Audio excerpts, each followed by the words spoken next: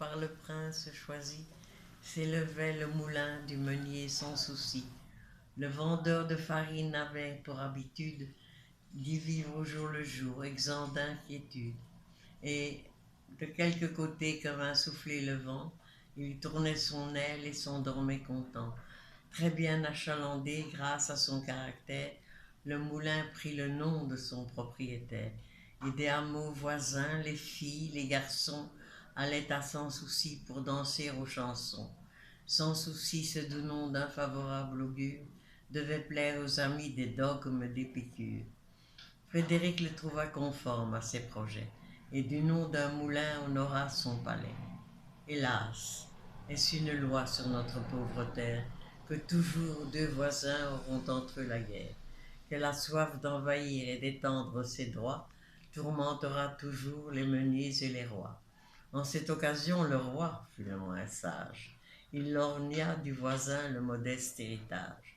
On avait fait des plans fort beaux sur le papier, où le chétif enclos se perdait tout entier. Il fallait sans cela renoncer à la vue, rétrécir la façade et courber l'avenue. Des bâtiments royaux, l'ordinaire intendant fit venir le meunier, et d'un ton important. Il nous faut ton moulin. Que veux-tu qu'on t'en donne? Ah, rien du tout, puisque j'entends ne le vendre à personne. Il vous faut. Et fort beau, mon moulin est à moi, tout aussi bien au moins que la Prusse est au roi. Allons, ton dernier mot, bonhomme, et prends-y garde. Faut-il vous parler clair? C'est que je le garde. Voilà mon dernier mot. Ce refus effronté avec un grand scandale au prince est raconté. Il mande auprès de lui le meunier indocile. Presse, flatte, promet. Ce fut peine inutile, Sans Souci s'obstinait. Entendez la raison, sire. Je ne peux pas vous vendre ma maison. Mon vieux père y mourut. Mon fils y vient de naître. C'est mon poste d'âme à moi. Je suis têtu peut-être, ne l'êtes-vous jamais. Tenez 1000 ducats au bout de vos discours, ne me tenterez pas. Il faut vous en passer, je l'ai dit, j'y perdise. Les rois malaisément souffrent qu'on leur résiste. Frédéric, un moment, par l'humeur emportée, parbleu de ton moulin, c'est bien d'être entêté. Je suis bon de vouloir t'engager à le vendre. Sais-tu que sans payer, je pourrais bien le prendre? Vous? De prendre mon moulin? Ah, si nous n'avions pas de juge à Berlin.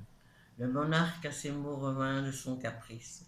Charmé que sous son règne on crût à la justice.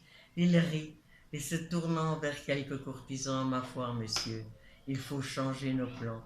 Voisin, garde ton bien, j'aime fort ta réplique. Qu'aurait-on fait de mieux dans une république? Le plus sûr est pourtant de ne pas s'y fier. Ce même Frédéric juste envers un meunier se permit maintes fois telle autre fantaisie, témoin ce certain jour qu'il prit la Silésie, qu'à peine sur le trône avide de laurier pris du vin de long renom qui séduit les guerriers, il mit l'Europe en feu, ce sont là jeux de princes. On respecte un moulin et l'on vole une province. Voilà. Venant du large.